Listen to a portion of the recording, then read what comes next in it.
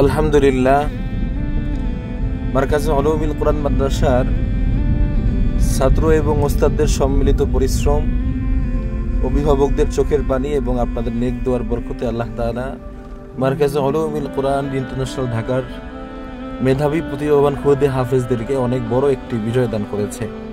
আলহামদুলিল্লাহ, আজকে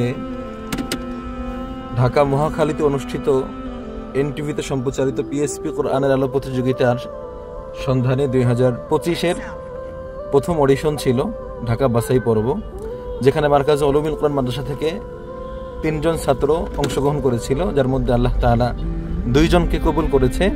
আমাদের খুদে হাফেজ তাহমিদ আকন্দ এবং হাফেজ তামিম ইকবাল, তারা 2 জনই প্রাথমিক পর্যায়ে সিলেক্টেড হয়ে ফাইনাল রাউন্ডের জন্য মনোনীত হয়েছে।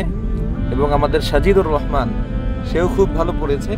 বিচারকদের বিশেষ বিবেচনায় সে এই পর্যায়ে ফাইনাল রাউন্ডের জন্য উত্তীর্ণ হয় না, তবে আমরা আশাবাদী ইনশাআল্লাহ সামনের যে কোনো রাউন্ডেও সেও ভালো করবে ইনশাআল্লাহ। আমরা তামিম ইকবাল, হাফেজ তাহমিদ আকন্দ এবং সাজিদুর রহমান, তাদের সকলের জন্য দোয়া চাই আল্লাহ তাআলা যেন আমাদের ছাত্রদেরকে সর্বোচ্চ সফলতা দান করেন। আপনারা সকলেই দোয়া করবেন।